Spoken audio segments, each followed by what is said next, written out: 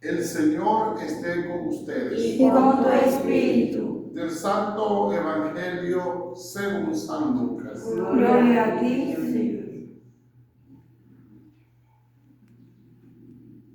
En aquel tiempo se presentó ante Jesús un doctor de la ley para ponerlo a prueba y le preguntó: Maestro, ¿qué debo hacer para conseguir la vida eterna? Jesús le dijo: ¿Qué es lo que está escrito en la ley?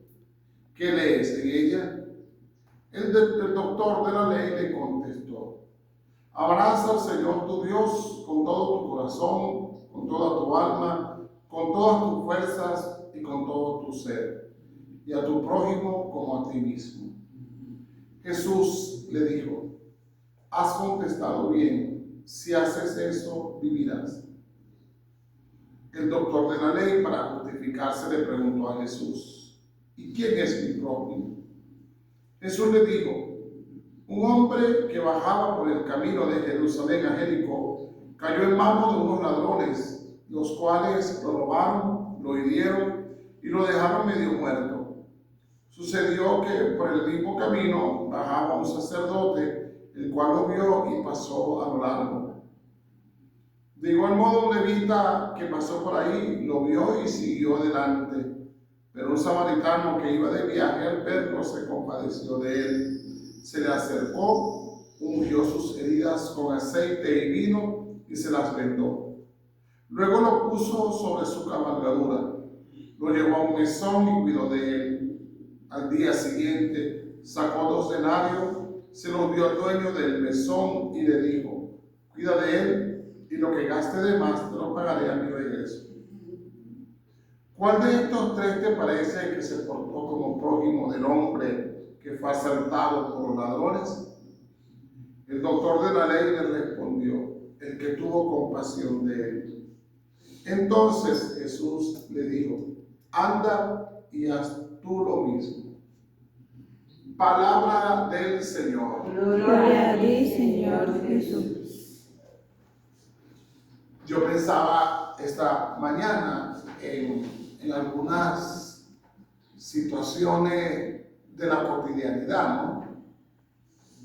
Cuando una mamá establece normas en la casa, no por esas normas porque quiere sancionar.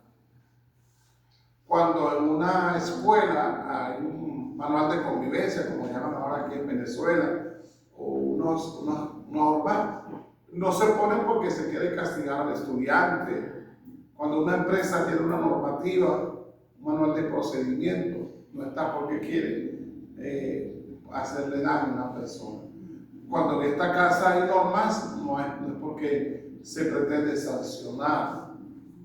Las normas tienen un fin, tienen un propósito, buscan algo. Y fíjense que en el texto del Evangelio, el doctor de la ley, que tiene como propósito someter a prueba la respuesta de Jesús, porque ya su predicación y sus acciones estaban resultándole quizás un poco contradictorias, llamativas, ya arrastraban a muchas personas. O sea, hace poco hablaban de aquellos 72 discípulos misioneros enviados, ¿no? O sea, el número ya había crecido y por lo tanto algunas consecuencias iban viniendo. El propósito del hombre es ponerle a prueba a Jesús y le pregunta cuál es el mandamiento más importante, qué es lo que importa, qué es lo fundamental. Y para ganar la vida eterna, la primera lectura nos habla también de los mandamientos. Y de los mandamientos que tienen una nota característica, algo común: la palabra no. No cometerás adulterio, no robarás, no matarás, no levantarás falso testimonio, no desearás a la mujer de tu prójimo. Esa palabra, esa expresión tan negativa que algunas veces, sobre todo en los años 80, 90, muchos catequistas y muchos liberales querían convertirlo, porque el decir no hace daño en la conciencia del niño que iba haciendo la primera comunión no puede convertirse en positivo, Porque convertirlo en positivo, digo, sí matarás, digo, sí cometerás adulterio, sí levantarás falso testimonio. Pero es que el Señor no pone esa expresión en los mandamientos porque quiere el mal. Lo que quiere es que el que lo sigue a Él cumpla con estos mandatos porque es un camino a la santidad, porque es un camino para la salvación, porque cumpliéndolo alcanzaremos la vida eterna. Ese deseo, ese anhelo aparente de este doctor de la ley que le pregunta al Señor ese mandamiento importante. Él responde con acierto, ¿verdad? Eso lo sabemos. Amarás al Señor tu Dios con todo tu corazón y al prójimo como a ti mismo. Y Jesús le dice, bueno, a eso vivirás. En eso consiste todo. En el amor al prójimo. La primera lectura, vuelvo allá. La primera lectura nos indica la necesidad de internalizar los mandamientos, de ponerlos en el corazón.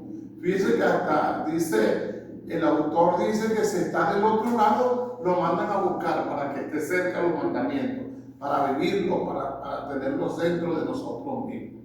Ojalá que el relativismo, aquel al que el Papa Benedicto XVI hacía mención al final de su pontificado, consiga hacer mella en la cultura cristiana, porque hemos dejado de vivir la vida de manera trascendental para vivirla centrada tal vez en otros elementos menos importantes. En cambio, con el texto del Evangelio, Jesús cambia el paradigma, cambia la forma. No es solo cumplir los mandamientos, no es solo vivir los mandamientos, sino vivir los mandamientos en lo concreto del día. Cuando este Señor, para seguir probándolo, le pregunta quién es el prójimo, Él le pone ese hermoso texto, ese hermoso relato del buen samaritano, aquel hombre. Este hombre que fue asaltado, este hombre que fue apaleado, este hombre que se encuentra malherido en el piso y que nadie se atrevía a tocarlo, a asistirlo. Pero era fiel cumplidor de los mandamientos, sin lugar a duda.